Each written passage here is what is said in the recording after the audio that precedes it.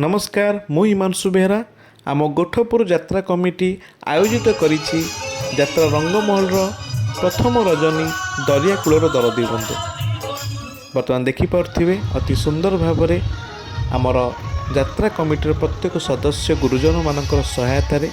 श्रृंखला भाव में आमर यात्रा कार्यक्रम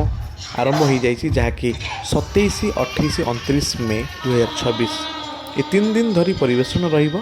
एवं ये 3 दिन रे आपण देखिपथि अति सुंदर भाव में लाइट शो रंगारंग कार्यक्रम जहाँकि लोक माननकु चेयर उठिया को सुजोग दूना लोक मानकर खचाखच भिड़ एवं यात्रा शेष पर्यंत लोक मानकर भिड़ मध्य जमा रोचे जहाद्वारा कि लोक माने खुशी अछंती आनंदित होउछंती एवं धन्यवाद देउछंती हमर गोठपुर यात्रा कमिटी। तेणु आपण पई सरप्राइज रही शेष पर्यंत वीडियो को देखंतु। शेष रे 28 तारिख राति तार खंडगिरी चहल पकई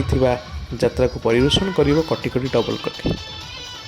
तो आगु को देखिबा कौन रही आपण ए वीडियो माध्यम कंटिन्यू करिए।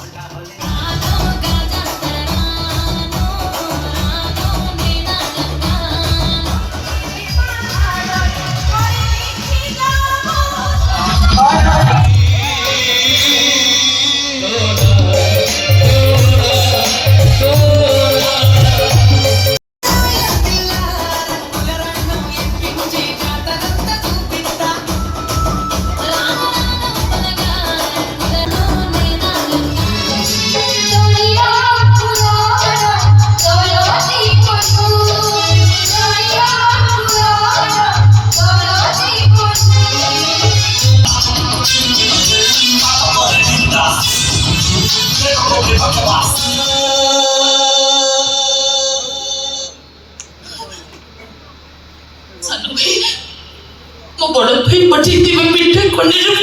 तो कोन बोलते जगे भी तो बोले संस्कार सुंदर छली छिकी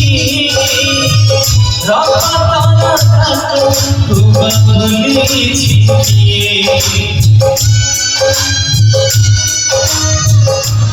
छोट पिला को मनोरंजन पाई मध्य विभिन्न प्रकार खेल आम आड करिछु हम यात्रा पड़िया छोट पिला बोर हो जाए मन पसंद खेल खेल पारे प्रतिशत ज्ञानी हो जोटा कि आप वीडियो देखुं एवं ता सहित यही वर्ष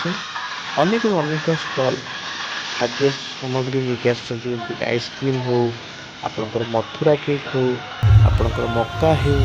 आपणकर चुस्की हो आपणकर हरेक माल हो आपणकर घरोई उपकरण जहाँ कि आप दरकार चाट फास्ट फूड विभिन्न प्रकार इमिटेशन विभिन्न प्रकार खाद्य सामग्री दुकान आपड़ देखा पाइबे आम गोठपुर यात्रा पड़िया एवं सबुठ खुशी कथा होची आपण मानई आमर बाइक स्टैंड करा जाइछि जो आप बाहर जदि आसुचंती ताले आपण जानवाहन को मध्य आम शिव मंदिर पाखरे थी बाइक स्टैंड रे रखिपारे जहाँकि सुरक्षित रहिबो एवं सुचारू रूपे आपण यात्रा को उपभोग करि परिबे।